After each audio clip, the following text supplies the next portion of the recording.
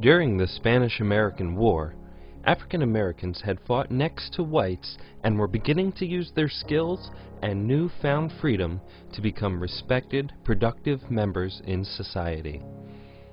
They had begun to hold positions of power and various jobs previously held by whites only. However, many white people of the time did not see the equality as a good sign and became alarmed. In Wilmington, African Americans made up a significant portion of the population, and they were the majority of the voting population. Since African Americans held many positions of power, the white population was afraid that they were losing their grip on the power in the city. This spurred the beginning of the Party of White Supremacy, which argued that the Democratic Party could save the people from Negro rule. To help restore the power, Frenfold Simmons, Josephus Daniels, and Charles Aycock designed a campaign portraying white women endangered by the African American men in office. This also brought to surface another sensitive issue of interracial couples involving an African American woman and a white man, and how it was considered inappropriate. Voting became a controversial topic because whites were threatening African Americans and discouraging them from voting, and African American women were threatening African American men if they did not vote. Despite many African American men turning out for the vote, all of the African American candidates were outvoted. However, this was not good enough for the people of Wilmington, and they drove the African American officials out of office. While the African American officials were targeted, no one was safe, and a massacre took place in the streets of Wilmington. Despite begging for help from the White House, President McKinley stayed out of the issue. Once the African American population had been removed from office and run out of town, the ads turned to promoting the segregation of everything: transportation, restrooms, schools, essentially all public areas. However, some people saw the Jim Crow laws as an obstacle to be overcome. One such person was Charlotte Hawkins Brown. She returned to North Carolina to teach, and she opened up her own school. Receiving funding was difficult, but she had the girls write letters home telling patrons what they were learning and requesting financial support. While the school appeared to be vocational on the outside, the school also focused on developing well-rounded individuals. She worked to teach the girls that they could be as good as anyone else, regardless of the color of their skin.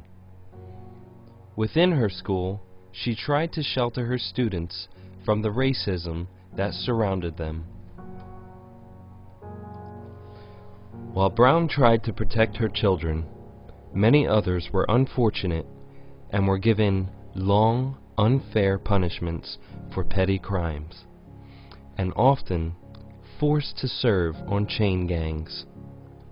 A convict leasing program was started by which landowners or anyone who needed laborers could pay the state for the convicts to come do the labor.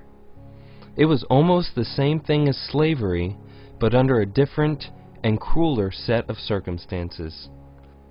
Since the laborers were now seen as convicts, their lives meant even less, and they were treated with unprecedented brutality. They were often treated like animals, kept in cages, beaten, underfed, and forced to work in some of the most inhospitable conditions.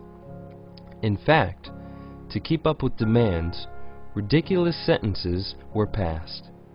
While a white male may only get 90 days in jail for petty theft, an African American man would get 2 years on the convict lease program. Even children were being charged harshly.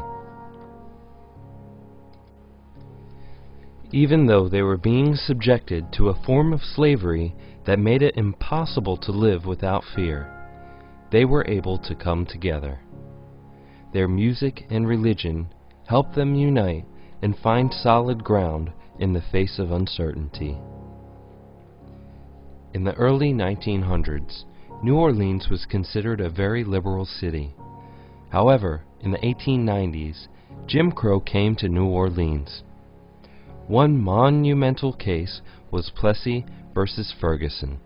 Omar Plessy appeared to be Caucasian. On the train, he was not considered African American until he identified himself as such. After that, he was told to either relocate to the correct seating area or get off the train. In 1896, the case Plessy versus Ferguson allowed for the legalization of segregation under the terms that the accommodations be separate but equal. This law allowed each state to make their laws accordingly. 2 years later, another law allowed states to disqualify African Americans from voting. This caused a severe drop in the African American voters, especially in Louisiana, where they dropped from 130,000 to just 5,000 votes. As their rights and liberties were being stripped away, African Americans found a great means of expression through music. Jazz music changed the way music was written and performed. It challenged and broke down the barriers between African Americans and white communities, and the notion that African American people were inferior. Historically, African Americans had wrongly been identified as inferior and savage. Racism and ignorant fear made people blind to African Americans' talents, education, and skills. This fear was amplified through images and advertising. To help ease the fear and tension in society, Booker T. Washington tried to convince African Americans to work within the system and just drop the issue of civil rights. He gained favor within the community for his approaches to making a business person out of an African American. Many people tried to follow this example and work on developing a life skill that would enable them to get a job and find their place within society. Women even began to specialize in high school and would graduate with a special honor on their diploma. However, W.E.B. Du Bois rejected Washington's ideas because even as they were working within the system, there was still racial terrorism and lynching all across the South. In 1903, Du Bois wrote an attack against Washington, saying that their rights could not be given up and that they should not accept being an unequal race.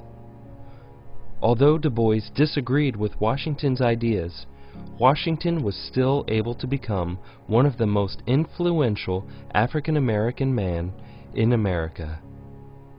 He gained support from business persons such as Carnegie and Rockefeller, and even Roosevelt endorsed his program. Even as Washington's fame grew, Du Bois's insults grew more intense. In 1906, Washington visited Atlanta as it was booming, and he considered it a prime example of what African Americans could achieve if they followed his ideas and worked within the system.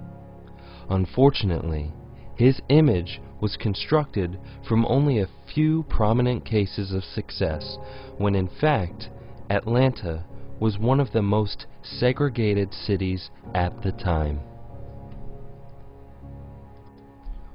Already, tensions in America were high, but when Thomas Dixon's the Klansmen opened in Atlanta, racial tensions mounted.